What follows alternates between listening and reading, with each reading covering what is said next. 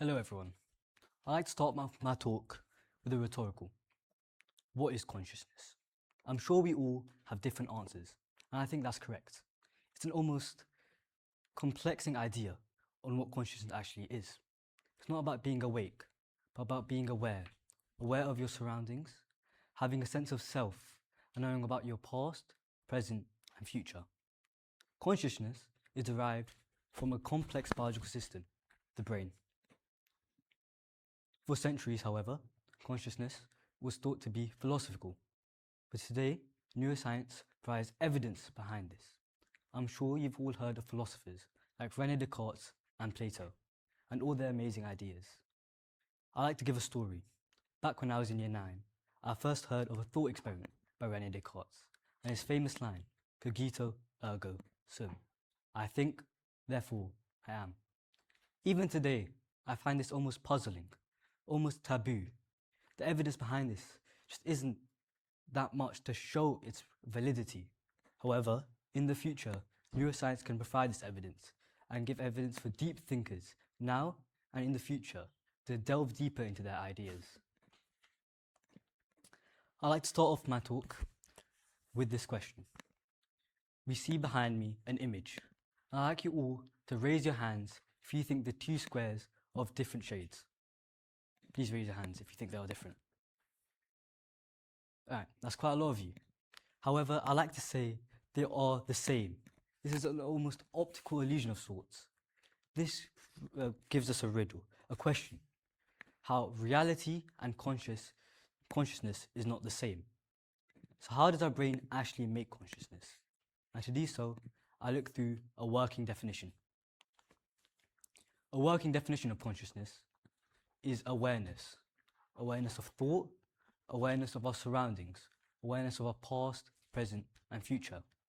However, any working definition I could find do not show how consciousness actually is created. And to do so, you have to look at the brain itself. Behind me, we see the anatomy of the brain.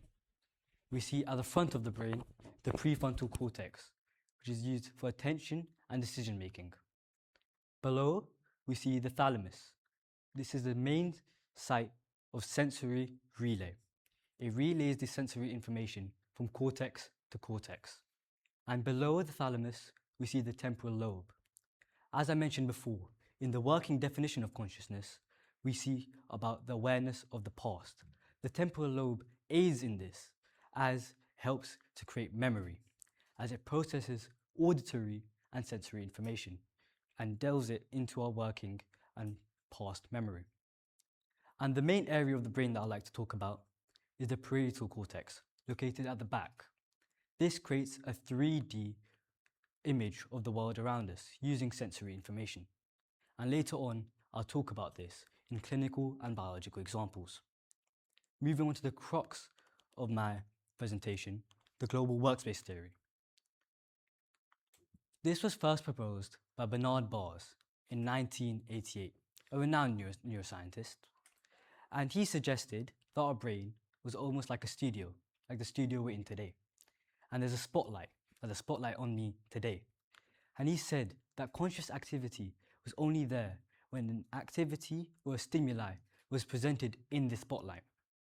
I like to give you all an analogy. Like, let's say you're driving along the road. You've done this thousands of times. Or for the students at the back, you're doing a word problem. You've done this multiple times. It's almost unconscious to you. This is where it's behind the spotlight, working in the back. And this is unconscious activity. He said something conscious, like a pedestrian in front of you, or a difficult math equation, is when it enters the spotlight and different parts of the brain work together to solve it. Later on, by Taaheeb in 2020 and before, it's been a long time coming, the global neuronal workspace theory, which gave proper evidence behind the global workspace theory and followed in the footsteps of Bernard Baars. It gave us evidence of long-range pyramidal neurons that link cortex to cortex. And when something entered the spotlight, how these neurons work together to form a network to make conscious activity. When something's unconscious, we see that it's located, brief, and it's almost very instant to sensory cortices. However, when something is conscious, the activity is between different cortices, and this acts very fast. This is known as global ignition. We see this in clinical examples, like fMRI. fMRI, or functional MRI, is an imaging system of the brain. It uses BOLD signals, blood oxygen level dependent signals. As the name suggests, it measures the blood oxygen concentration.